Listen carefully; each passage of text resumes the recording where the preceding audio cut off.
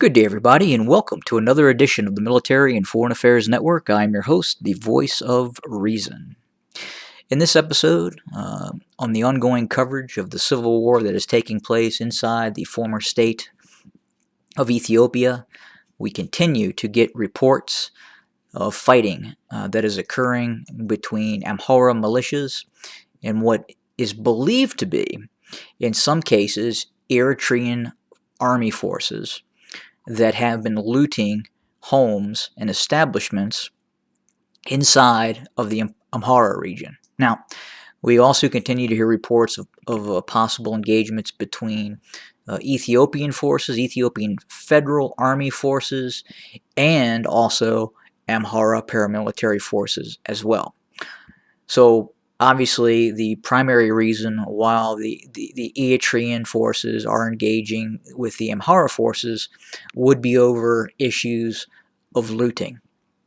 Obviously, the Amhara paramilitary groups, Fana, what have you, does not want to see its local populations being looted by these Eritrean army forces. And that is what is apparently happening. Again, the Eritrean army is well adept at so-called foraging in areas that do not belong to it. And one of those methodologies is taking stuff that other people own. So not the greatest idea in terms of, especially when you're fighting with your alleged allies, but be that as it may, that appears to be what is occurring. Now, in terms of the fighting that is taking place with the Ethiopian forces between also the Amhara militias, there apparently has been some issues in which Ethiopian Federal Army units that could be made up of more southern peoples, maybe Oromia or other regions within Ethiopia. If these units are withdrawing, apparently they are coming under fire from local Amhara militias who do not want these forces to withdraw, be it a general retreat or a tactical withdrawal. We've also heard of arbitrary executions in terms of Ethiopian federal forces who have been captured. Maybe it's an individual soldier or two that have been captured absent without leave, or even if they were just generally captured by themselves by these Amhara paramilitaries. We continue to hear reports of possible summary executions occurring, and this is what is leading to tension between the Ethiopian Federal Army and these Amhara regional militias. So again, Eritrean forces are engaging with the Amhara forces because of looting, and the Ethiopian federal forces are engaging with the Amhara forces over possible leaving areas which they should be defending. So that is currently underway in various parts of the Amhara region as we speak. We've heard of these reports taking place in the Gondar region, and we've also heard reports taking place south and near Desai as well. In terms of the continued fighting, we've seen more reports of Tigrayan defense forces pushing south of Mursa.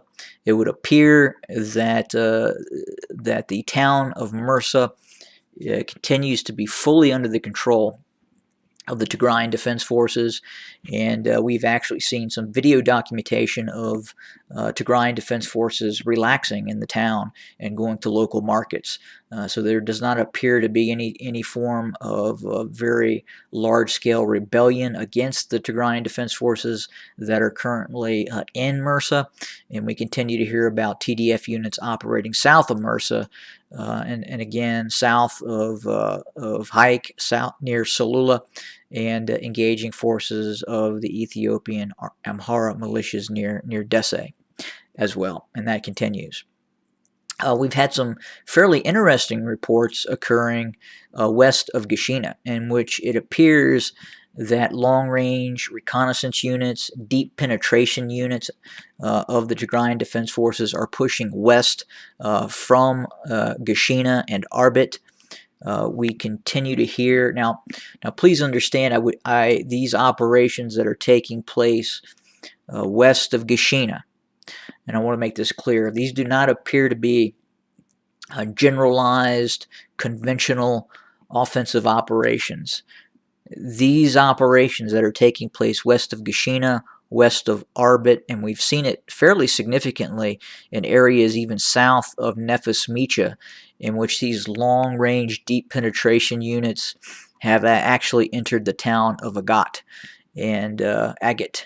Agat. Hopefully I'm saying that right. If I am not, I apologize. But again, we have conventional lines that are situated near Gashina, west of Gashina, and then we have these deep penetration moves by the Tigrayan Defense Forces over land, not necessarily a movement down B-22 highway, but large formations of Tigrayan Defense Forces, battalion-size elements, company-size elements that are moving from the vicinity of Arbit south of Nefes Micha. So again, a fairly significant distance. If we look at the distances in kilometers from the general vicinity of Gashina to where we believe the Tigrayan Defense Forces have also currently operated, and again, it's 40, 50 kilometers west of Gashina, where we're seeing the TDF in some cases operating. We continue to hear reports of operations continuing north of Gondar. Again, we're not seeing very heavy operations in terms of the tempo that is occurring south of Zarima. But we do continue to hear about these deep penetration units not acting in a conventional manner, but more of a insurgent type guerrilla warfare, where these forces are migrating south.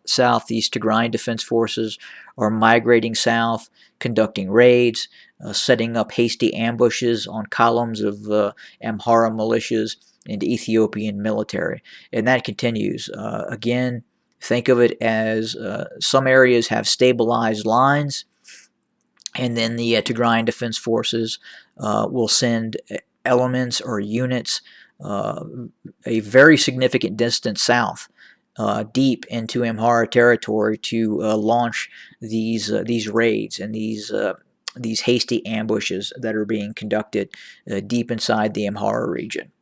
But that is the status quo as we speak. The fighting continues. The fighting is significant.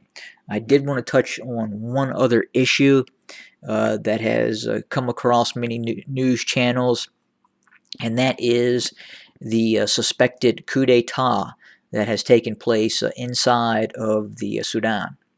Was that an operation that was with the help of Eritrea?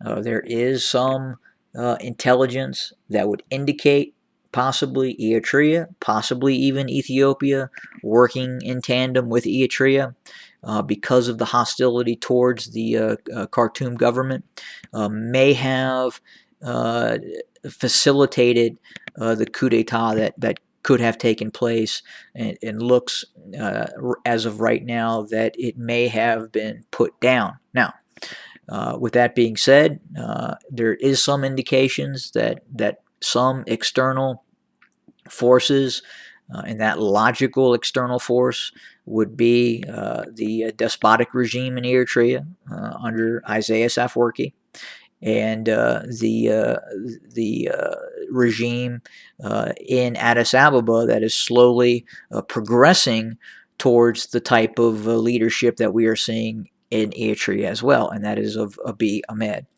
But again, that is the status in the region. The region continues in a very chaotic state, especially now that we're seeing this coup d'etat in Sudan and the continued very significant fighting that is occurring deep in the Amhara region as the Tigrayan Defense Forces continue to shore up its strategic depth position deep in the Amhara region and continue to launch very significant raids further into the Amhara region as well.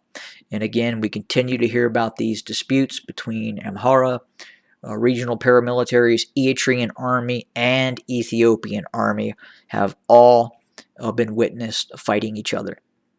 Have a great day, everybody.